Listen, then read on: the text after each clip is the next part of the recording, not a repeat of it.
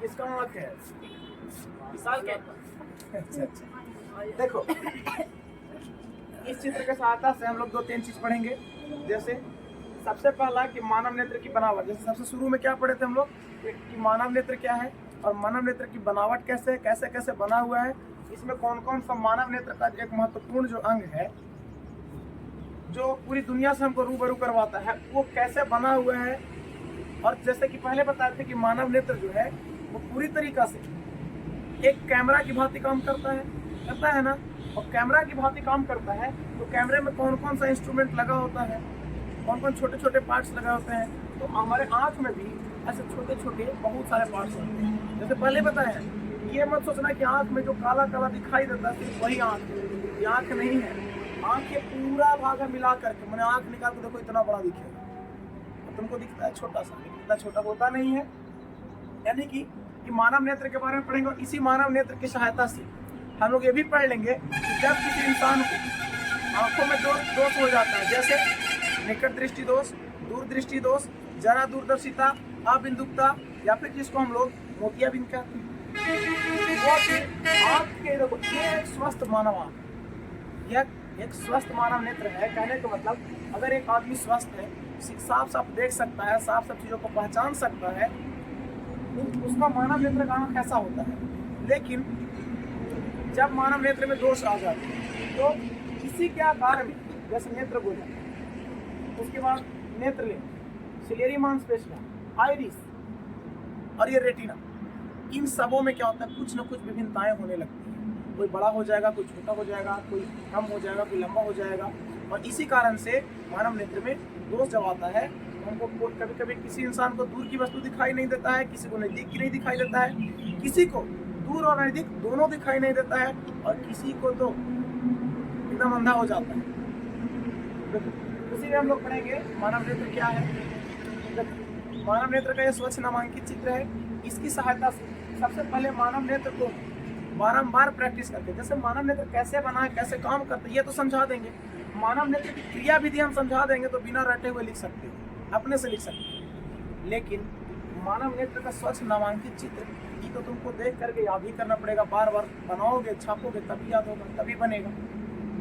ये नहीं ना है कि हाँ समझा देंगे तो तुम लोग बना लोगे उसका चित्र, ऐसा तो नहीं है। लेकिन फिर भी इतना ध्यान रखना है कि हमेशा मानव नेत्र में ये ऊपर 4 और नीचे 4, इधर ध्यान रखना। बैक साइड में 4 ऊपर और 4 नीचे। पहले एकदम सर्कल की तरह लाइन खींचना है, ये बनाने का आसान तरीका, ठीक है। तो वो इधर से और थोड़ा सा बीच में जगह छोड़ेंगे, फिर 2 इधर 2 इधर 2 इधर, 4 हो गया। और लास्ट में लाने के बाद यहाँ पे ध्यान देना, ये लास्ट का जो 2 लाइन है और ये लास्ट का 2 लाइन, तो बीच वाला जो 2 लाइन है ना, देखो ये लाइन और ये लाइन, ये लाइन और ये लाइन, ये दोनों आपस में आ करके और एक में मैच कर रहा है। और बाकी का ये जो 2 लाइन है ये अलग से, और इधर वाला 2 लाइन अलग से निकला हुआ है, ठीक है। अब देख लो, उसके बाद इस साइड में आ जाओ, धीरे धीरे ध्यान से देखना एक चीज को, कि जो बाहर वाला जो ये लाइन खींचे हैं, तो बाहर वाला लाइन, ये बाहर वाला लाइन जो खींचे हैं इसको हम लोग कॉर्निया कहते हैं। ये बाहर वाला लाइन ये बाहर बाहर आते आते और हमारा जो आँख में जो ब्लैक साइड, ब्लैक कुछ दिखता है आँखों में ब्लैक, वो कॉर्निया का जो काम करता है तो एकदम ऊपर तक होता है। आँख वाला जो आँख में जो ब्लैक कलर का कोई चीज़ होता है एकदम ऊपर तक रहता है, सबसे एकदम उठा हुआ पॉइंट वही होता है, ब्लैक वाला होता है ना। देखिए यही कॉर्निया है, एकदम यहाँ पे उठा हुआ थोड़ा सा रहेगा। उठा ही क्यों होता है? क्योंकि हमारे आँखों में भी दिखाई देता है। और हम जब देखते हैं ना किसी की आँखों में, तो उनको दिखाई ये पूरा भाग नहीं, सिर्फ ये भाग दिखाई देता है, सिर्फ ये भाग दिख रहा है, सिर्फ ये भाग दिखाई देता है, ये भाग, ठीक है। इसमें से एक श्वेत पटल हमको दिखाई देता है, दूसरा कॉर्निया दिखाई देता है। श्वेत पटल देखो सब पढ़ाएंगे धीरे धीरे। पहले ये जान लो, ये कॉर्निया को हम ऊपर उठा करके रखेंगे, थोड़ा सा पढ़ाएंगे, और इसके अंदर जहाँ से इसको मोड़ेंगे उसी के सामने यहाँ सिलेरी मांसपेशियां, देखो यहाँ बनाया हुआ भले है, एक लंबा और एक छोटा, एक लंबा की जगह और 2-3 भी हो सकता है, ठीक है, इसमें कोई दिक्कत नहीं है। मानव नेत्र बनाया गया है बस दिखाने के लिए, तुमको समझाने के लिए। और फिर हालांकि बनाने में आसानी के लिए इस लेंस को इस लेंस के बीच में, और देखो आखिर एक चीज समझना, ये वाला लाइन खींचाएगा और ये वाला लाइन खींचाएगा, दोनों को बराबर क्यों नहीं किया जाता है? क्योंकि देखो हम पढ़ाए थे एक पुतली नाम की भी कोई चीज होता है, जो कि पुतली नाम का जो चीज होता है, यहाँ पे पढ़ाते हैं कि आइरिस जो होता है, और यहाँ पे सिलेरी मांसपेशियां होता है, तो बताया था कि आइरिस, और यहाँ से देखो इधर से आ जाओ, ये कोरॉइड चल रहा है, कोरॉइड यहाँ पे, ये कोरॉइड आ गया, ये कोरॉइड आ गया। देखो ध्यान से, ये बीच वाला कोरॉइड कहते हैं ना, तो कोरॉइड यहाँ से आता है ऐसे ऐसे, और इधर वाला भी कोरॉइड यहाँ से आएगा ऐसे ऐसे। और हम बताए थे कि कोरॉइड के बीच में पतला छिद्र होता है जिसको हम लोग पुतली कहते हैं। तो यही ना कोरॉइड है, यही ना कोरॉइड है दोनों। देखो ये आइरिस यहाँ का भाग होता है, लेकिन ये बीच वाला भाग, इस भाग को भले ही आइरिस कहते हैं, लेकिन ये बीच वाला भाग कोरॉइड होता है पूरा, ठीक है। और इसके बीच में जो छिद्र होता है वह पुतली का काम करता है। तो पुतली हमारा ये नहीं है, सुनो, ये पुतली नहीं, बल्कि पुतली एक तरह का छिद्र होता है। तो ये छिद्र जो है ना, ये पुतली, ठीक है। यहाँ पे ये जो छिद्र हमको दिखाई दे रहा है, ये पुतली है। अब एक चीज देखना, यहाँ से बनाएंगे, इसके बाद एक लंबा, दोनों साइड से एक एक लंबा और दोनों साइड से एक एक छोटा। क्यों? देखो ये छिद्र हमको दिखाना है ना, लेंस से पहले एक छिद्र होता है, तो लेंस यहाँ बनाए उससे पहले छिद्र जैसा होना चाहिए ना, मतलब दोनों बराबर रहता तो छिद्र जैसा लगभग नहीं करता। इसके बाद छोटी छोटी यहाँ पे रेखाओं को पीछे बताना है। सुनो, अगर ये आइरिस है, अगर ये वाला आइरिस है, तो ये छोटा जो है ये भी आइरिस है। छोटा भी क्या है? आइरिस है, बस उसका छोटा भाग है। और छोटे भागों से लगा होता है नेत्र लेंस लगा होता है। लेंस का मतलब जिससे किसी वस्तु का प्रतिबिंब बने तो अपवर्तन, ठीक है। उसके बाद और ये जो पतली पतली रेखाएं दिखाई दे रही है वो सिलियरी मांसपेशियां हैं। मांसपेशियां से पतली होती है ना, और यही काम करता है कम होने का, ज्यादा होने का, कम होने का, ज्यादा। अगर सिलियरी मांसपेशियों में लचक बढ़ जाता है या घट जाता है तो आंखों में दोष हो जाता है। अब ये चित्र बनाने का तरीका, उसके बाद देखो इस चित्र को पुतली का ध्यान रखना, उठे हुए भाग को कॉर्निया कहते हैं। ये उठा हुआ जो भाग है क्या है? ये वाला, ये कॉर्निया, ये क्या है? कॉर्निया, ठीक है। उसके बाद देखो एक चीज ध्यान रखना, यहाँ और यहाँ से आंख दो भाग में बढ़ जाता है, बढ़ता है। ये दो भाग जब बढ़ जाता है तो पहले वाले भाग में जो कम वाला भाग होता है उसमें जलीय द्रव पाया जाता है। क्या पाया जाता है? जलीय द्रव, मतलब जल का अधिक भाग होता है। और यहीं से हमारा आंसू निकलता है, यहीं से आंसू निकलता है।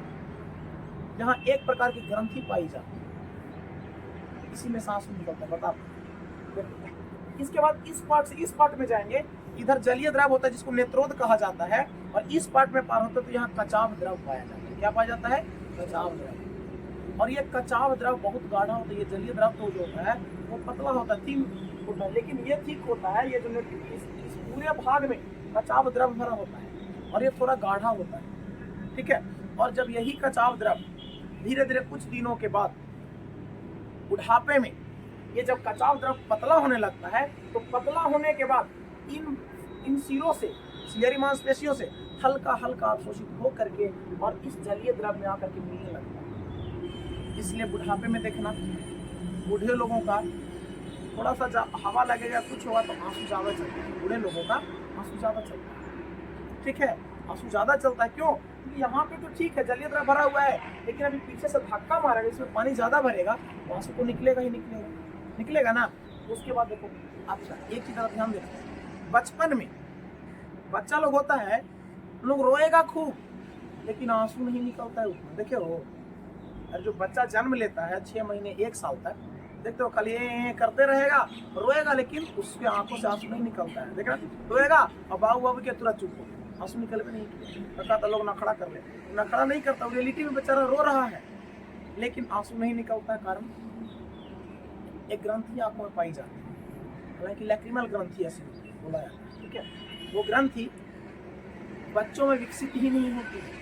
देखो यहाँ पे लैक्रिमल ग्रंथि नहीं दिया गया, नहीं दिखाया गया, ठीक है।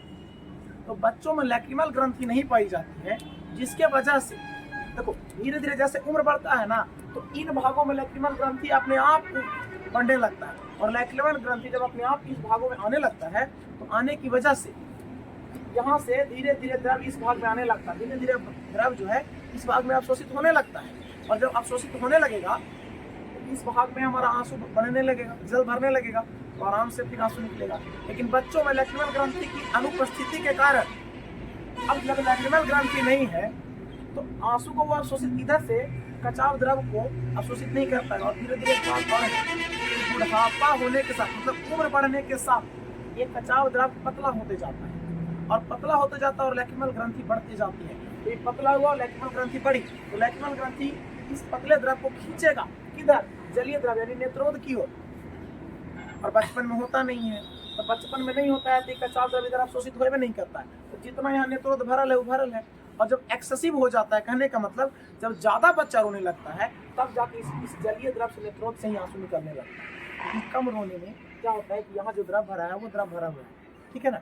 होता क्या है, देखो जब ज़्यादा तेज बच्चा चिल्लाता है तो हमारी पूरी अंदर से जितनी भी मांसपेशियाँ हैं सब में खिंचाव उत्पन्न होता है, और सब में खिंचाव जब उत्पन्न होगा तो ये सारी चीज़ों में खिंचाव उत्पन्न होने लगता है। देखो बच्चा अगर ज़्यादा डर जाता है तब आंसू निकलता है, ज़्यादा डरेगा, देखो बच्चे को देखना या कोई भी इंसान को जब ज़्यादा डरेगा तो आँख बड़ा खुलता है कि नहीं, आँख बड़ा खुलता है। तो आँख बड़ा खुलने के कारण इन सिलियरी मांसपेशियों में खिंचाव आता है, और सिलियरी मांसपेशियों में खिंचाव आएगा तो ना चाहते हुए भी इस कचाव द्रव का कुछ न कुछ भाग हमारे नेत्रोद में आ जाता है, और फलस्वरूप हमको आंसू कॉर्निया में दिखाई देने लगता है। लेकिन कम जब रहता है तो नॉर्मल रहता है सिलियरी मांसपेशियां, कचाव द्रव अपने स्थान पर, नेत्रोद अपने स्थान पर। और बुढ़ापे में ना चाहते हुए भी ये कचाव द्रव अपने आप इधर आते रहता है। तो बचपन में देखो, सॉरी, बुढ़ापे में देखना बड़े लोग के जब आँख खराब होता है तो ज़्यादातर आंसू आने लगते हैं। या फिर बच्चे जब पढ़ने वाले होते हैं, हम लोगों की उम्र के भी, उन लोगों को भी आंखों में आंसू जब आता है तो डॉक्टर्स दिखाते हैं, क्योंकि जब आंखों में आंसू आता है तो सीधी सी बात है और उनमें कमी होता है, उन लोगों को हरी सब्जियां, पालक वगैरह खाने का सलाह दिया जाता है, क्योंकि वो सब खाने से ना हमारी ये जो कचाव द्रव है इसमें फिर से गाढ़ापन उत्पन्न हो जाता है। जब गाढ़ा हो जाता है तो आंसू नहीं निकलते। समझ में आया? देखो अपने आंखों के बारे में लोग बहुत कुछ नहीं जानते, अभी देखो। उसके बाद है, अब बना कैसे होता है पहले ये जानते। तो कहेंगे साफ साफ दिखा जाए, सबसे ऊपर हमारा श्वेत पटल होता है। सबसे ऊपर क्या होता है? श्वेत पटल। सबसे ऊपर ये वाला, यहाँ से ये कॉर्निया है ना, ये वाला भाग है, ये श्वेत पटल। सबसे ऊपर हमारा श्वेत पटल होता है। कहने का मतलब जो उजला उजला आंखों में दिखाई देता है ना, उजला उजला आंखों में जो उजला दिखाई देता है, देखो उजला मतलब श्वेत, ये श्वेत पटल। पटल का मतलब पट्टी, एक पट्टी की तरह श्वेत पटल होता है, और इसी से ढका हुआ था हमारा कॉर्निया, इससे ढका हुआ था। जो ब्लैक वाला भाग दिख रहा है ना, ये ब्लैक ऊपर नहीं होता है, हालांकि ब्लैक ऊपर नहीं, हालांकि है सबसे ऊपर वाला भाग, लेकिन ढका हुआ था। ये जो श्वेत पटल है, देखो श्वेत पटल में ध्यान देना, देखो एक श्वेत पटल ये है ऊपर वाला, सबसे देखो ये सबसे ऊपर वाला भाग जो लाइन है ये श्वेत पटल, ठीक है। और उसके बाद जो दूसरा लाइन है ये नेत्र गोलक। देखो ये कौन सा भाग है? नेत्र गोलक। सबसे ऊपर वाला श्वेत पटल, उसके बाद नेत्र गोलक। तो इस श्वेत पटल और नेत्र, देखो ये नेत्र गोलक और ये हमारा क्या है? श्वेत पटल है। ये क्या है? श्वेत पटल। इस श्वेत पटल और नेत्र गोलक, इन दोनों के बीच में हमारा कॉर्निया जो है व्यवस्थित ढंग से रहता है, ठीक है। देखो नेत्र गोलक और श्वेत पटल, इस दोनों के बीच में क्या है? जो बीच वाला भाग है इसको कॉर्निया बोलते हैं, ब्लैक, ठीक है। अब ये कॉर्निया हो गया, तो नेत्र गोलक और श्वेत पटल दो कंप्लीट हो गया। तो नेत्र श्वेत पटल बाहर वाला, उसके अंदर वाला नेत्र गोलक, और इन दोनों के बीच में क्या होता है? कॉर्निया। तीन चीज हो गया। आंखों की बनावट देख रहे हैं, सबसे ऊपरी वाला भाग श्वेत पटल। और याद रखना, इस श्वेत पटल, जो श्वेत पटल है, इसको कभी कभी दृष्टि पटल क्या कहा जाता है? दृष्टि पटल। अच्छा उसके बाद देखो इधर आ जाओ, तो देखना इसके बाद ये कॉर्निया देखिए, इसके जैसे ही अंदर प्रवेश करेंगे, ऊपर से जैसे ही अंदर प्रवेश करेंगे, देखो ये जैसे ही प्रवेश करेंगे तो दो चीज दिखाई देगी। एक ये पुतली कहाँ से बनता है? पहले देखो ये आइरिस, पहले क्या है? आइरिस, और यहाँ से ये भी आइरिस, ये आइरिस, ये भी आइरिस है, ये आइरिस, ये आइरिस। तो देखो, और इसके अंदर होता है हमारा नेत्र लेंस। हमारा नेत्र लेंस जो होता है, नेत्र लेंस वो ढका होता है, जो ढका नहीं व्यवस्थित होता है। किसके बीच में? तो ये दोनों आइरिस जो है ना, आइरिस के पार करोगे तब नेत्र लेंस होता है, आइरिस को पार करेंगे तब नेत्र लेंस होता है। तो दोनों आइरिस और आइरिस के बीचों बीच, दोनों आइरिस के बीचों बीच एक छिद्र होता है। क्या होता है? छिद्र, जहाँ से होकर के प्रकाश और आंखों के लेंस फंस जाता है, इसको नेत्र लेंस कहा जाता है। इस छिद्र को ही हम लोग पुतली कहते हैं। और आइरिस क्या काम करता है? आइरिस काम क्या करता है? तो देखो हम जब अंधेरे में जाते हैं, देखते हो आंख आराम से एकदम ऐसे, जब धूप से जाओ और अंधेरे में जाओगे ना तो लगता है कुछ दिखिए नहीं रहा है, होता है ना, कुछ नहीं दिख रहा है। लेकिन कभी कभी ऐसा होता है कि जब हम अंधेरे में हैं और धूप में आते हैं ना, तब आंख बंद हो जाता है, लगता है कि कितना तेज धूप लग रहा है, और धीरे धीरे कुछ समय के बाद अंधेरा में अच्छा दिखाई देने लगता है और धूप में भी अच्छा दिखाई देने लगता है। उसको नियंत्रित कौन करता है? ये आइरिस करता है। नियंत्रित कौन करता है? आइरिस। आइरिस क्या करता है? पुतली तो छिद्र है, पुतली का कुछ काम नहीं है, पुतली सिर्फ छिद्र है, इसे होकर के प्रकाश आएगा, ठीक है। हालांकि प्रकाश कहता है कि नियंत्रित करता है पुतली, लेकिन नियंत्रित पुतली नहीं करता है, करता है आइरिस से ना कम ज्यादा होगा। तो पुतली तो भाई छोटा छिद्र हो या बड़ा छिद्र हो, पुतली कहलाएगा, उसका कोई काम है नहीं। तो आइरिस क्या करता है, जब हम देखो अंधेरे में रहते हैं तो आइरिस अपने स्थान पर ऐसे व्यवस्थित रहता है, लेकिन जैसे ही हम धूप में जाते हैं ना, ये कहिए बहुत सारा प्रकाश आता है हमारे आंखों में, बहुत सारा प्रकाश जब हमारे आंखों में आता है तो ये नेत्र लेंस जो है उसको सहन नहीं कर पाता, नेत्र लेंस उसको सहन नहीं कर पाता है। तो नेत्र लेंस जो है वो मस्तिष्क के पास भेजता है ऑर्डर कि हमको इतना प्रकाश नहीं सह पाएंगे। तो यहाँ से मस्तिष्क भेजता है, ये सूचना भेजता है किसको, आइरिस को, कि बहुत ज्यादा प्रकाश जा रहा है। सोचो हमारा माइंड कितना तेज काम करता है मस्तिष्क, कि पहले ये नेत्र लेंस बोलता है मस्तिष्क को कि भाई हमको बहुत तेज धूप लग रहा है, तब जाकर के आइरिस आता है और आइरिस को कहता है मस्तिष्क कि अब इसको थोड़ा कम करो। तब आइरिस क्या करता है, अपनी जो लचीलापन है इसको थोड़ा बढ़ाता है और इसको बढ़ाएगा, इधर से इसको बढ़ाएगा, तब यहाँ पुतली का छिद्र हो जाता है पतला। पुतली क्या हो जाता है, पतला। तब पतला हो जाएगा तो प्रकाश यहाँ कम जाएगा कि नहीं जाएगा, और कम जाएगा तब नेत्र लेंस का प्रकाश कम लगेगा, और कम लगेगा और फिर धीरे धीरे जब सहन शक्ति होने लगता है नेत्र लेंस का, तो फिर कहता है धीरे धीरे कि चलो अब ठीक है, हमको प्रकाश धीरे धीरे आने दो। तो आने देता है तो फिर ये मस्तिष्क को ऑर्डर देता है कि कहो कि धीरे धीरे प्रकाश छोड़े। तब यहाँ से मस्तिष्क ऑर्डर देता है आइरिस को, और आइरिस धीरे धीरे अपने व्यवस्थित ढंग में सीधा सीधा पूरा। और यही कंडीशन धूप में रहने के बाद अंधेरे में जाने पर, तो जब ऐसे यहाँ पे ठीक है तो हमारा आँख यहाँ खुला है, और अंधेरा में जाते हैं तो एक प्रकाश एकदम कम जाता है। तो प्रकाश कम जाता है तो इसको कुछ दिखाई नहीं देता, नेत्र लेंस को प्रकाश नहीं जाता है, तो मस्तिष्क को बोलता है कि हमको प्रकाश नहीं मिला। फिर मस्तिष्क इसको ऑर्डर देता है कि उसके पास प्रकाश नहीं जा रहा है, तो प्रकाश को दो। तब क्या होता है कि अब इधर से प्रकाश ढेर सारा आता है, और ढेर सारा प्रकाश आएगा तब आइरिस क्या करेगा, ढेर सारा प्रकाश आने के लिए अपनी लंबाई को थोड़ा कम करेगा, ये भी अपनी लंबाई को थोड़ा कम करेगा। लंबाई कम करेगा तो इस एरिया में जितना प्रकाश है सब यहीं पे जाएगा और सब यहीं जाएगा, तो कोई भी वस्तु उसको साफ साफ दिखाई देने लगेगा। और जब प्रकाश धीरे धीरे रहते रहते ढेर सारा आने लगता है तो फिर से ये अपनी लंबाई को थोड़ा बढ़ाने लगता है तो धीरे धीरे अपने व्यवस्थित ढंग पर आ जाता है। ठीक है, उसके बाद अब यहाँ तक प्रकाश तो आ गया है। अब प्रकाश यहाँ आया तो याद रखना ये लेंस है, दर्पण नहीं लेंस है। प्रकाश का अपवर्तन होगा, प्रकाश का अपवर्तन। देखो एक लेंस यहाँ से प्रकाश यहाँ टकराए, और टकराने के बाद प्रकाश यहाँ से आना चाहिए था ऐसे। हमको देखो ऐसे देखते हैं ना, ध्यान से देखना, हम सिर्फ सामने नहीं देख रहे हैं। अगर हम देख रहे तो ऐसा थोड़ी है कि तुम लोग खड़ा हो जाए तो हमको दिखाई नहीं देगा। हम अगर उधर देख रहे हैं, तुम लोग खड़ा हो गया, हमको नहीं समझ में आ रहा है खड़ा हुआ है, ऐसा तो नहीं कि अनुभव से हमको दिखाई दे रहा है कि तुम खड़े हुए।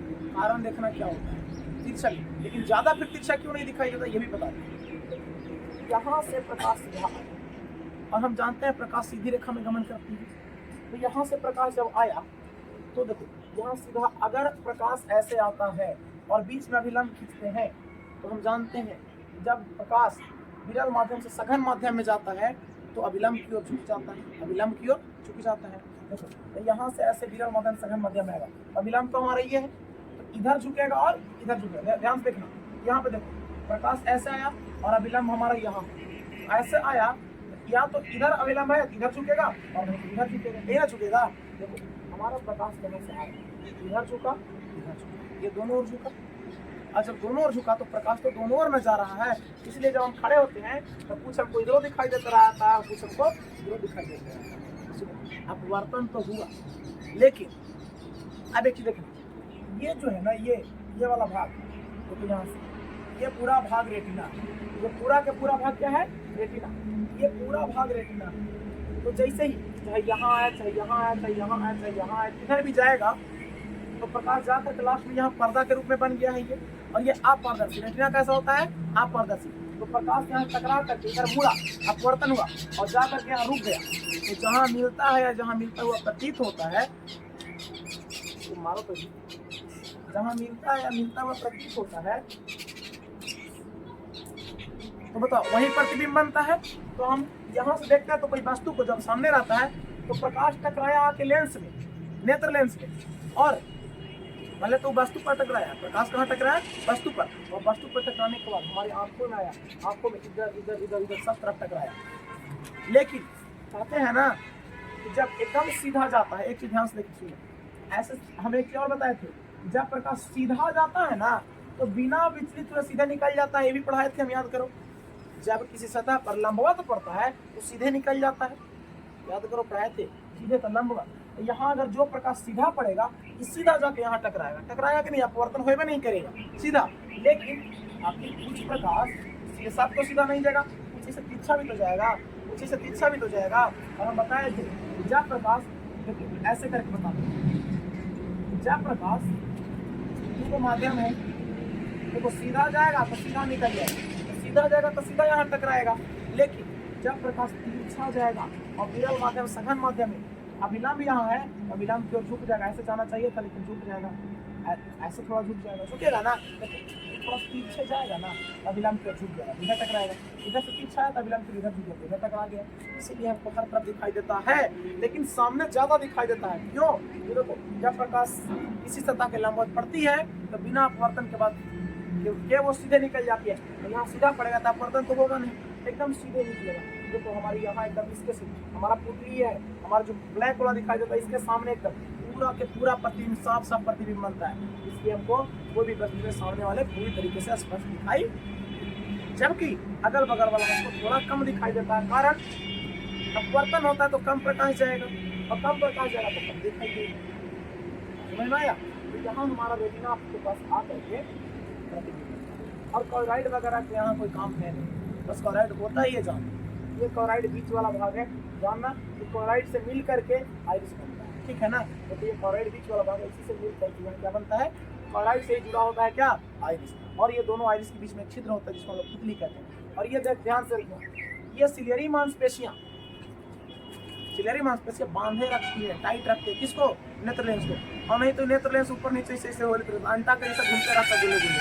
अब तो इसको पकड़ के नहीं रखता, ये तो क्या होता है, ऐसे घूमते नहीं रहता, तो ये नेत्र लेंस इसको पकड़ कर रखता सिलियरी मांसपेशियां।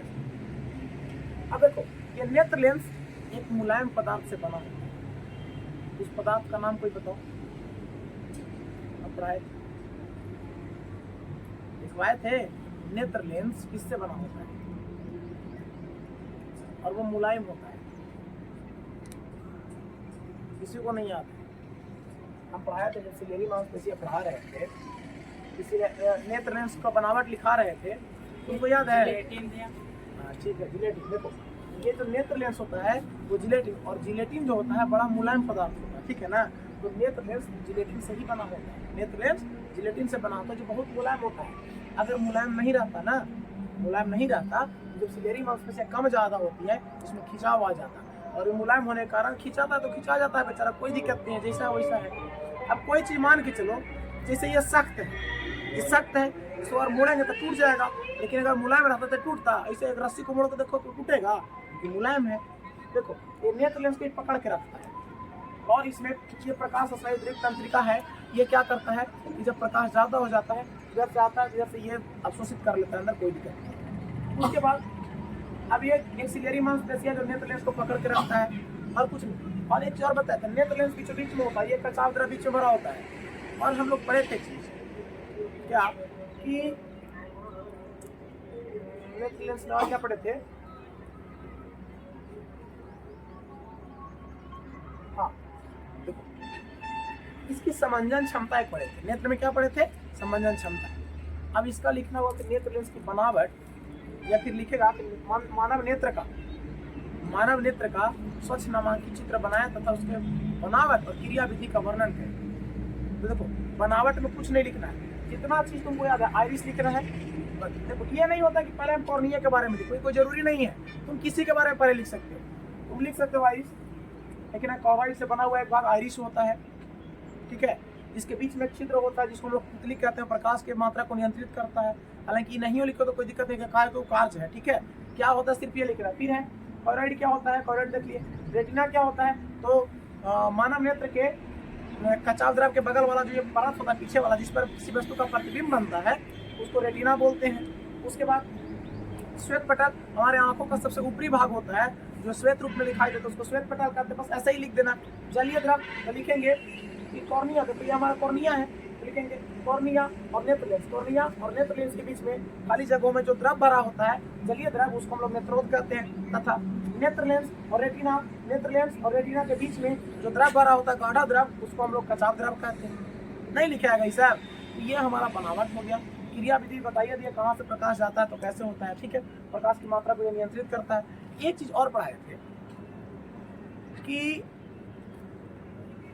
समंजन क्षमता के बारे में, तो हम बताए थे समंजन, आंखों का समंजन क्षमता क्या होता है, तो बताए थे बुढ़ापे में या फिर उम्र बढ़ने के साथ साथ हमारी सिलियरी मांसपेशियां, ये जो होता है ना सिलियरी मांसपेशियां, इसमें खिंचाव होता है, कम ज्यादा होते रहता है। इसी कारण से अब सिलियरी मांसपेशियों में खिंचाव कम हो जाता है उम्र बढ़ने के साथ, या लचक उसका कम हो जाता है। नहीं देखते हो, जब बूढ़ा पेड़ हो जाता है तो हवा चलता है तो तलाक से टूट के गिर जाता है, लेकिन छोटा पेड़ उसको कितना हवा चलता है तो कुछ नहीं होता, उसमें लचक होता है। तो जब सिलियरी मांसपेशियों में लचक होता है तो ठीक है, और जब लचक नहीं होता है तो दिक्कत हो जाती है।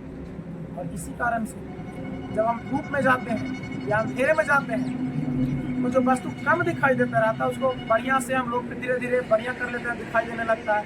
या अंधेरे में कम दिखाई देता है वो भी धीरे धीरे बढ़िया दिखाई देने लगता है।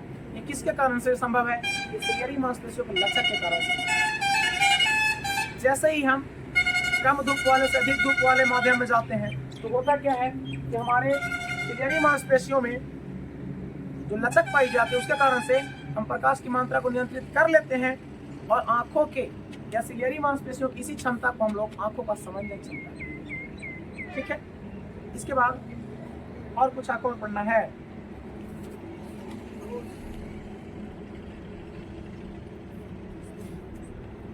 अब इसमें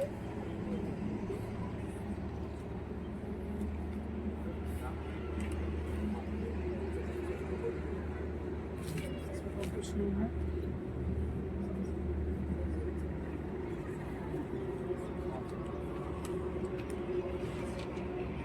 हाँ देखो,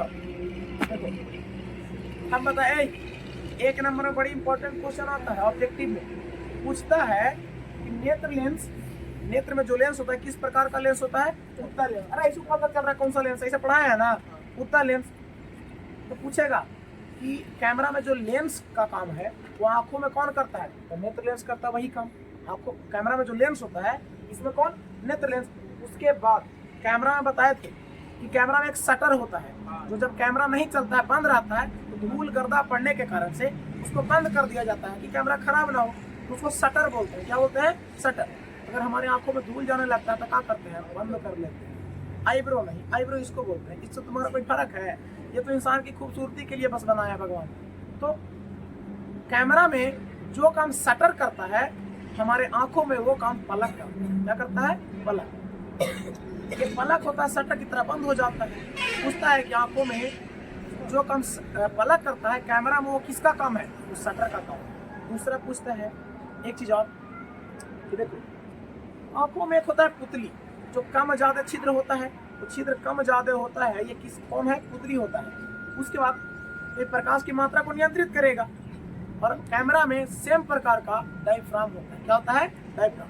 देखो कैमरा चलाने वाले को देखना, जब ऐसे कैमरा चलाते हैं ना तो यहाँ पकड़ ले रहेंगे जरूर, और यहाँ से एक चीज को ऐसे ऐसे घुमाते रहते हैं, घुमाते हैं, और ये घुमाने वाला चीज होता है उसको डायफ्राम बोलते हैं। क्या बोलते हैं? डायफ्राम। तो पूछेगा कि कैमरे में जो काम डायफ्राम करता है आंखों में वह काम कौन करता है? पुतली करता है। कौन करता है? पुतली। बड़ी इंपॉर्टेंट चीज है, ठीक है। फिर पूछेगा कि कैमरे में जो काम रील करता है, रील्स देखने वाला नहीं, उसमें रील होता है जिस पर वस्तु का प्रतिबिंब बनता है, इस पर हमारा फोटो बनता है कैमरे में। तो कैमरे में जो काम रील करता है आंखों में वह काम कौन करता है? तो रेटिना। प्रतिबिंब कहाँ बनता है? रेटिना पर। साफ रेटिना पर प्रतिबिंब बनता है तो ही एक स्वस्थ मानव है, ठीक है ना। अब देखो तो यहाँ से हमारा मानव नेत्र का बनावट और क्रिया विधि खत्म हो, ठीक। अब एक चीज देखना, यहाँ से हम लोग पढ़े थे आंखों में दोष। आंखों में दोष, दृष्टि दोष क्या है? तो हम पढ़ाए थे कि जब हमारी आंख यानी कि जब मानव नेत्र किसी वस्तु का प्रतिबिंब, सुनना ध्यान से, जब मानव नेत्र, ऐसा हम हमेशा हम लोग जानते हैं कि हमारा प्रतिबिंब यहाँ से लेकर के यहाँ तक, यहाँ से लेकर के यहाँ तक बनता है। देखो एक चीज यही बनता है, इधर नहीं बनता है बाबू, और इधर नहीं। क्या है? हम जब ऐसे देखते हैं तो एकदम इधर दिखाई देता है, ऐसे दिखाई देता है, जर को नहीं दिखाई देता है। इसलिए देखेंगे तो प्रकाश तो कम से कम यहाँ आएगा, इधर थोड़ी टकरा जाएगा करके। अब देखो एक चीज, दृष्टि दोष हम बोले थे नॉर्मलतः, मतलब साधारणतः। नॉर्मलतः क्या होता है? हिंदी इंग्लिश में, ठीक है। साधारणतः आंखों में किसी वस्तु का प्रतिबिंब रेटिना पर बनता है, यहाँ से लेकर के यहाँ तक रेटिना पर बनता है। लेकिन आंखों में कुछ दोष के कारण क्या होता है कि मानव नेत्र में प्रतिबिंब जो है किसी वस्तु का या तो रेटिना से पहले बनने लगता है। रेटिना से पहले बनने का मतलब ये कचाव द्रव है, इधर थोड़ा थोड़ा धुंधला, ये द्रव्य में कनु कनु छपने लगता है, कोई चीज द्रव्य में छपने लगता है। तो पानी में अगर कोई वस्तु को गिरा दिया तो धुंधला दिखाई देता है कि नहीं? तो इस पानी में अगर प्रतिबिंब बनेगा तो धुंधला नहीं दिखाई देगा हमको। या कभी कभी प्रतिबिंब जो है यहाँ ना बन के ये और पीछे बनने लगता है, और पीछे बनने लगता है, धुंधला दिखाई देता है। ठीक है, हो गया समझ साहब? मुझे खत्म हो गया क्लास है। देखो अब दृष्टि दोष क्या बताए थे, सुन लो थोड़ा बढ़िया सुनो जल्दी में। कहता है कि जब मानव नेत्र में, अगर पूछेगा दृष्टि दोष क्या है, तो जब एक स्वस्थ मानव नेत्र में किसी वस्तु का प्रतिबिंब या किसी मानव नेत्र में जब किसी वस्तु का प्रतिबिंब रेटिना के आगे या रेटिना के पीछे बनने लगता है, जिससे हमको वस्तु साफ साफ दिखाई नहीं देता है, मानव नेत्र में, ऐसे दोष को दृष्टि दोष कहा जाता है। दृष्टि दोष ये रखने वाला चीज नहीं है, बस समझ लेना। अब है दृष्टि दोष कई प्रकार के होते हैं, जैसे किसी को दूर का दिखाई नहीं देता है, किसी को नजदीक दिखाई नहीं, धुंधला, किसी को दूर को धुंधला दिखाई देता है, किसी को नजदीक का धुंधला दिखाई देता है, और किसी को दूर नजदीक दोनों धुंधला दिखाई देता है, और कोई तो अंधेरे होता है ना। तो मुख्यतः ऐसे 3 प्रकार का होता है। चौथा को तो दृष्टि दोष नहीं कहेंगे। एक दोष होता है जिसमें जड़ को दिखाई नहीं देता है, तो वो तो भाई दृष्टि दोष नहीं है, उसको तो अंधेरा कहेंगे, वो अंधर है, उसमें दोष कोई थोड़ी है। अरे एक अंधा व्यक्ति में कोई दोष है आंख में? नहीं, वो अंधा ही है। तो इसीलिए मुख्यतः याद रखना, अबिंदुकता या फिर जिसको बोल रहा था मोतियाबिंद, उसमें दोष उसको नहीं कहेंगे कि दृष्टि दोष है, वो अंधा है बस। इसलिए मुख्यतः कोई कहता है 4 प्रकार के दोष, नहीं, मुख्यतः दोष 3 प्रकार के होते हैं। एक निकट दृष्टि दोष, और याद रखना निकट दृष्टि दोष में दूर की वस्तुएं दिखाई नहीं देती, और दूर दृष्टि दोष में निकट की वस्तुएं दिखाई नहीं देती। ये मत सोचना कि निकट दृष्टि दोष है तो निकट में वाला दोष है तो निकट दिखाई नहीं देगा, नहीं। निकट दृष्टि दोष में दूर की नहीं दिखाई देगा और दूर वाला में निकट नहीं दिखाई देगा, याद रहेगा? ठीक है। और जरा दूरदर्शिता जो होता है वो तो दोनों होता है, ना निकट ही दिखाई देता है और ना दूर का। पहले जान लो, तीनों को बताते हैं फिर तीनों का कारण बता देते हैं। ठीक है, देखो निकट दृष्टि दोष में दूर की वस्तुएं दिखाई नहीं देती है और नजदीक वाली दिखाई देती है, यानी दिखाई नहीं। अगर पूछेगा निकट दृष्टि दोष क्या है, तो मानव नेत्र में वैसा दोष जिसमें दूर की वस्तुएं साफ साफ दिखाई नहीं देती है जबकि नजदीक की वस्तुएं साफ दिखाई देती है, उस मानव नेत्र में ऐसे दोष को निकट दृष्टि दोष कहा जाता है। फिर दूर दृष्टि दोष, तो मानव नेत्र में वैसा दोष जिसमें निकट की वस्तुएं साफ साफ दिखाई नहीं देती है जबकि दूर की वस्तुएं साफ साफ दिखाई देती है, मानव नेत्र में ऐसे दोष को दूर दृष्टि दोष कहा जाता है। जबकि जरा दूरदर्शिता, मानव नेत्र में ऐसा दोष, ये रटने वाला चीज नहीं है, पहले समझ लो। जरा दूरदर्शिता, मानव नेत्र में ऐसा दोष जिसमें ना तो दूर की वस्तुएं और ना ही नजदीक की वस्तुएं, दोनों में से कोई भी साफ साफ दिखाई नहीं देती है, मानव नेत्र में ऐसे दोष को जरा दूरदर्शिता। एक होता है 3 प्रकार का मुख्यतः है, क्वेश्चन आएगा तो मुख्यतः 3 लिखना है। एक अलग से क्वेश्चन आता है कि अबिंदुकता क्या है, तो मानव नेत्र में ऐसा दोष जिसमें उम्र बढ़ने के साथ साथ आंखों के ऊपर एक पतली, एक अपारदर्शी पतली परत जम जाती है, जिसके कारण से मानव नेत्र में पूर्णतः प्रकाश नहीं जा पाता है और रेटिना पर उसका प्रतिबिंब नहीं बन पाता है, जिसके कारण से कोई भी वस्तु में उसे दिखाई नहीं देती है। तो मानव नेत्र में ऐसे दोष को अबिंदुकता या फिर मोतियाबिंद कहा जाता है। और मोतियाबिंद का बिना ऑपरेशन के कोई इलाज नहीं है, ऑपरेशन करके आंखों के ऊपर से अपारदर्शी जो झिल्ली है, जो फिल्म है अपारदर्शी, उसको हटाना पड़ता है, तब जाके हमको आंख साफ साफ दिखाई देने। अब सुनो, कारण क्या है भाई कि निकट दृष्टि दोष होता है, कारण क्या है कि दूर दृष्टि दोष होता है? निकट दृष्टि दोष जब होता है तो दूर की वस्तु दिखाई नहीं देता है, दूर की वस्तु दिखाई नहीं देता है। जब निकट दृष्टि दोष होता है तो देखना, समझना, लिखता है कि निकट दृष्टि दोष के कारणों को लिखे। तो निकट दृष्टि दोष में पता है क्या होता है, समझना, ऐसे याद रखना है कि निकट दृष्टि है मैंने दूर का दिखाई नहीं देगा। तो दूर का हमको कब दिखाई नहीं देता है, एक सोच लो, 2 कारण लिखना होता है। दूर का हमको कब दिखाई नहीं देता है, जब हमारा फोकस कम जाता है। कहते ना एकदम फोकस करो, तब फोकस कम हो जाएगा। अगर हम कहते ना एकदम दूर तक फोकस करो, अगर दूर तक फोकस नहीं कर पा रहे हैं तो हमको दूर दिखाई देगा? बोलो, सोच के देखो, अगर हम दूर तक फोकस नहीं कर पा रहे हैं तो दूर तक दिखाई भी नहीं देगा। यानी कहने का मतलब कि कि हमारी फोकस दूरी, आंखों की फोकस दूरी कम जाएगी, लेंस की फोकस दूरी कम जाएगी, तो दूर दिखाई नहीं देगा, नहीं ना देगा। तो निकट दृष्टि दोष में दूर दिखाई नहीं देता है। तो दूर दिखाई नहीं देता है तो पहला कारण नेत्र लेंस की फोकस दूरी कम हो जाती है। निकट दृष्टि दोष में देखो रटने वाला चीज नहीं, समझ लो, फिर से कह रहे हैं। निकट दृष्टि दोष है दूर का दिखाई नहीं देगा, दूर का दिखाई कम नहीं देता जब हमारी फोकस कम जाती है, यानी लेंस की फोकस दूरी कम हो जाएगी तो हमको निकट दृष्टि दोष हो जाएगा। दूसरा देखो, और आखिर फोकस कम क्यों जाता, अगर बोलेंगे इस मोबाइल पर फोकस करो या कैमरे पर फोकस करो, एकदम फोकस कर देंगे, लेकिन एकदम कोई दूर वस्तु बोलेंगे उसको फोकस करो तो हमारा फोकस कम नहीं जाएगा, क्योंकि वो बहुत दूर में फैल गया है जगह। तो जब बहुत दूर में जगह फैल जाएगा तो हमारा फोकस नहीं कम जाएगा। या हम बोलते हैं ना कि ढेर सारा सब सोचेंगे हम ही नौकरी लें, सब चीज़ पर हम ही फोकस करेंगे तो हमारा फोकस बढ़िया रहेगा, कम जाएगा कि नहीं।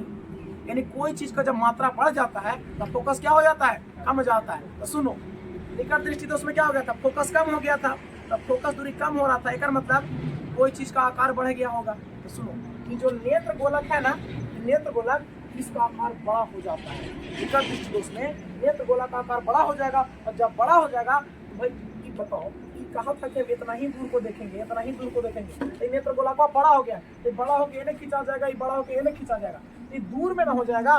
तो बताओ इसको बेचारा को देखना था नेत्र लेंस को इतना दूर में, और देखे पड़ रहा है इतना दूर में, तब फोकस कमेगा कि नहीं कमेगा, कमेगा।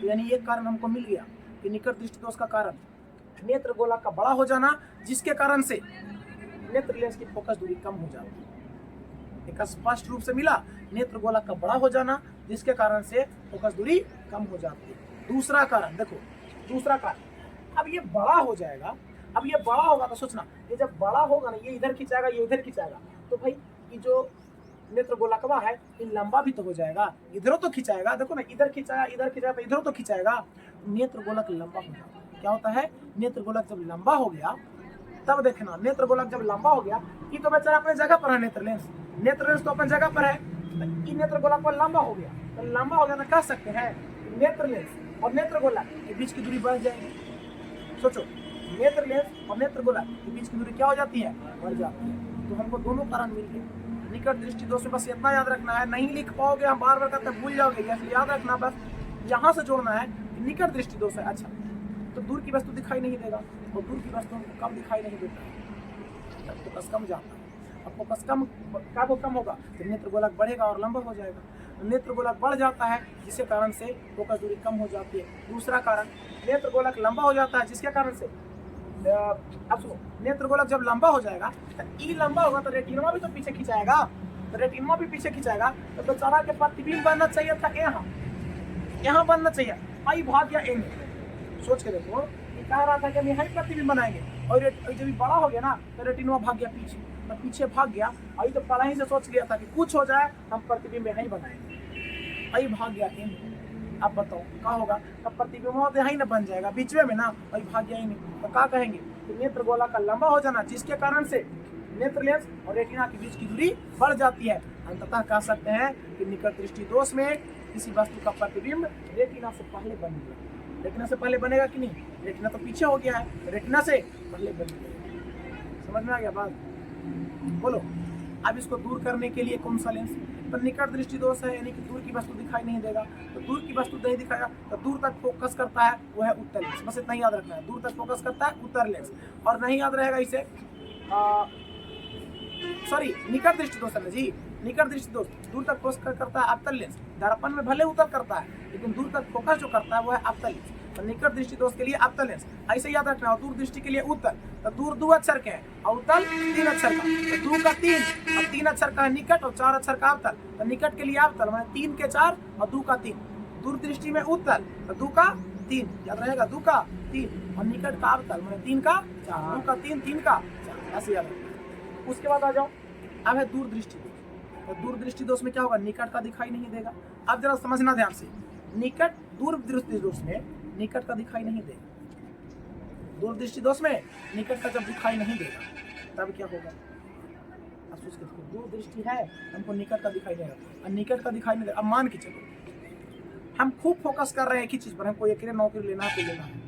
आप फोकस करे का मतलब है एकदम बिना खैले पीले लगल है से लगल है, लगल है से लगल है, अब पागल होकर बीमार होकर मरिए ना जाएगा जी। मैंने फोकस उतना ही भर करो जितना जरूरी है। फोकस के मतलब एकदम लगल है।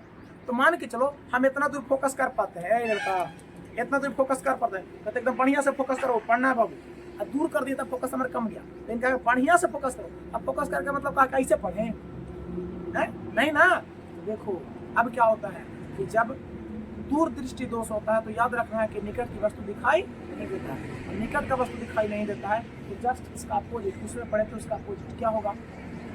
तो नेत्र गोलक छोटा हो जाएगा। नेत्र गोलक छोटा, नेत्र लेंस में कह रहा था ना, यहाँ पर जब वस्तु आता है ना तो बढ़िया हमको दिखाई देता है, लेकिन इन नेत्र गोलक का छोटा हो गया। छोटा हो गया तो भरपूर जितना इसको मिलना चाहिए था प्रकाश, उसको से ज्यादा प्रकाश मिल रहा है। अब बताओ, हम कहेंगे कि मोबाइल में हमको देखना है, और मोबाइल का लाइट खूब बढ़ाते हैं तो दिक्कत होने लगता है कि नहीं आँख से देखने में? तो होता क्या है, इस प्रकाश बेचारा भेज रहा था इतना दूरी के लिए, ये तो प्रकाश भेज दिया ढेर सारा, और ये नेत्र गोलक हो गया छोटा। तो छोटा तो प्रकाश में ढेर सारा पड़ेगा तो चमकेगा कि नहीं चमकेगा? तो बताओ, नेत्र गोलक का छोटा हो जाना कारण दूरदृष्टि दोष में निकट का वस्तु दिखाई नहीं देता है। दूरदृष्टि दोष का कारण नेत्र गोलक का छोटा हो जाना, नेत्र गोलक का छोटा हो जाना, जिसके कारण से नेत्र लेंस की फोकस दूरी बढ़ जाती है। फोकस दूरी बढ़ेगा कि नहीं बढ़ेगा? जितना चाहिए तो उससे ज्यादा बढ़ेगा। तो नेत्र गोलक का छोटा हो जाना, जिसके कारण से नेत्र लेंस की फोकस दूरी बढ़ जाती है। और उसके बाद अब ये छोटा इधर से हुआ, इधर से होगा, इधर से तो होगा, इधर से होगा, तो कहेंगे कि नेत्र गोलक का छोटा हो जाना, जिसके कारण से फोकस दूरी तो कम हो ही गया, सॉरी फोकस दूरी बढ़ गया है। देखो छोटा हो गया तो फोकस बढ़ न जाएगा, कम दूर में उतना ही प्रकाश देना तो फोकस बढ़ जाएगा। नेत्र गोलक का छोटा हो जाना, जिसके कारण से नेत्र लेंस की फोकस दूरी बढ़ जाएगी।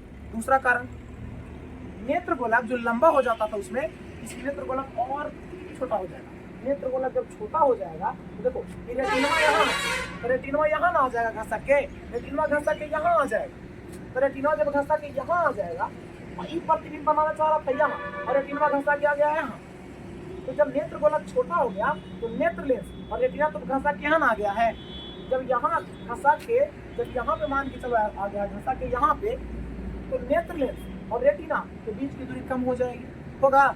नेत्र लेंस और रेटिना के बीच की दूरी कम हो जाती है। तो दोनों कारण हमको मिल गया, दूरदृष्टि दोष का दोनों कारण। नेत्र गोलक का छोटा हो जाना, जिसके कारण से फोकस दूरी बढ़ जाती है, नेत्र लेंस की फोकस दूरी बढ़ जाती है। दूसरा, नेत्र गोलक छोटा होने के कारण नेत्र लेंस और रेटिना के बीच की दूरी कम हो जाती है। और अंततः दूरदृष्टि दोष वाले में किसी वस्तु का प्रतिबिंब रेटिना के पीछे बनता है। कारण देखो, ये कहा था हमें नहीं बनाएंगे, लेकिन रेटिना घसा के यहाँ आ गया, तो प्रतिबिंबों पे नहीं न बनाएगा, और रेटिना यहाँ पहुंचा रेटिना के पीछे बनता है। उसका याद रखना कि दूरदृष्टि दोष में किसी वस्तु का प्रतिबिंब कहाँ बनता है? रेटिना के पीछे, और निकट दृष्टि दोष में रेटिना के आगे। आ गया? तो ये दोनों हो गया। अब ये भूलने वाला चीज नहीं है, बता दे रहे हैं हमें सर, समझाए हैं बढ़िया से। उसके बाद है जरा दृष्टि दोष। जब जरा दृष्टि दोष में बताए थे कि निकट और दूर दोनों वाला दिखाई नहीं देगा। अच्छा बताओ, इसमें क्या होता है? इसमें तुम्हारे बुक में भी नहीं दिया है कैसे होता है। अब बताओ, कम रहा था, जब ये दूरी कम रहा था, छोटा हो रहा था तो दूर दृष्टि दोष हो जा रहा था, और बढ़ रहा था तो निकट दृष्टि दोष हो रहा था। अब दूर निकट दोनों हो जा रहा, तब क्या होगा? बढ़ेगा कि घटेगा?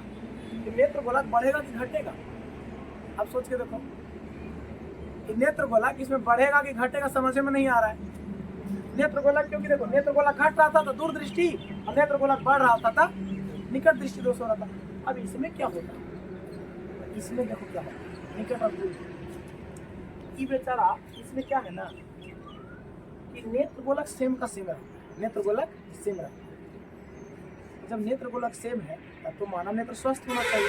तब प्रतिबिंब ऐसे किससे बनता है भाई? तो बनता इस प्रकार से है कि जब ये सेम रहता है तो कभी कभी क्या होता है, ये प्रकाश को ऐसा करता है ना, आने वाले प्रकाश को, कुछ प्रकाश को आता है, ये आंख में हमारा लेंस में खराबी हो जाता है, ठीक है ना, लेंस में कुछ खराब होता है, तो कुछ प्रकाश को इधर घुमाता है, बेचारा इधर न जाकर के जाने तने मुड़े लगता है, कोई इन्हें जाता है, कोई नहीं जाता है, और साथ ही साथ कोई प्रकाश यहाँ बहुत तेज जाता है, कोई एकदम कम जाता है।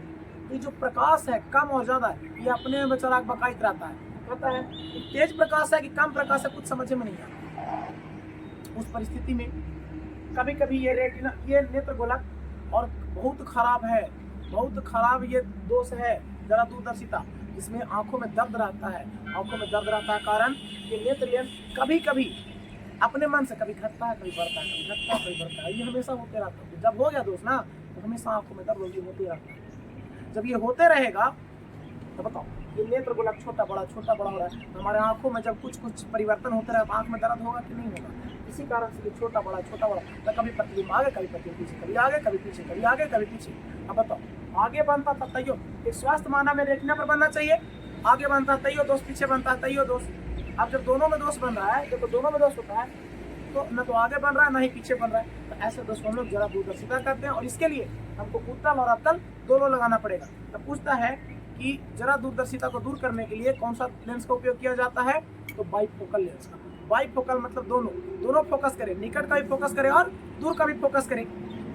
तो दोनों जब फोकस करेगा तो चश्मा में कैसे लगाएंगे? चश्मा में उत्तल अवतल दोनों लगाना पड़ेगा। तो सोचो कि हम नीचे चश्मा में देखोगे ना, बाइफोकल लेंस वाले में ऊपर नीचे दोनों अलग अलग लेंस होते हैं, आधा से नीचे और आधा से ऊपर। तो आधा से नीचे एक लेंस लगा होता है दूसरे प्रकार का लेंस, और आधा से ऊपर दूसरे प्रकार का। नीचे में अवतल या उत्तल और ऊपर में उत्तल या अवतल, ये हमको याद रखना। कैसे रहेगा चश्मे में? देखो ध्यान समझना, ऊपर हम देखते हैं कब?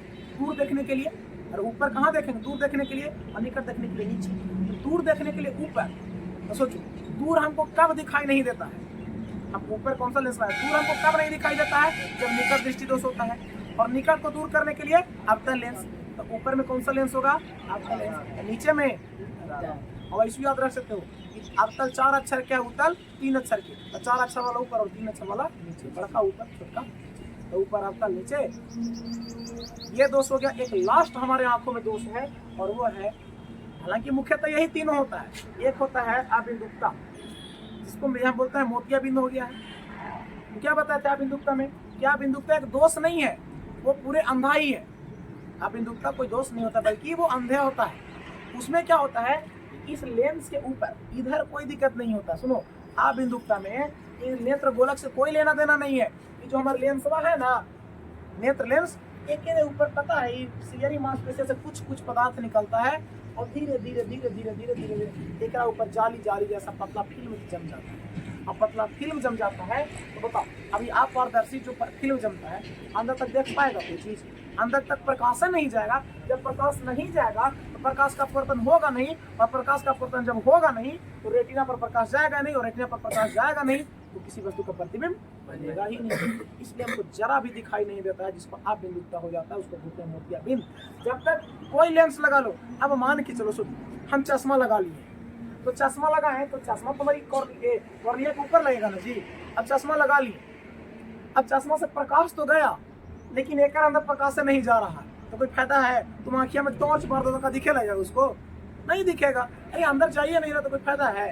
अब देखो, तो ये हमारा हो गया अबिंदुकता या मोतिया बिंदु। एक लास्ट यहाँ से क्वेश्चन आता है, जब मानव नेत्र आंखों का दान करता है, कोई मानव आंखों का दान करता है, नेत्र का दान करता है, तो कौन सा भाग? ये मत सोचना नेत्र दान होता है ना तो आँखियाँ निकाल कर दूसरा काम में लगा देता है। ऐसा नहीं होता, ऐसा नहीं होता। सिर्फ ये जो दिख रहा है ना यहाँ से, ये वाला भागवा, ये कॉर्निया एक रे उठा करके यहाँ पे ऑपरेशन करके निकालता है, और दूसरे के कॉर्निया को हटा करके वहाँ से उसको लगा दिया जाता है। ठीक है ना, साफ साफ दिखाई देने लगता है।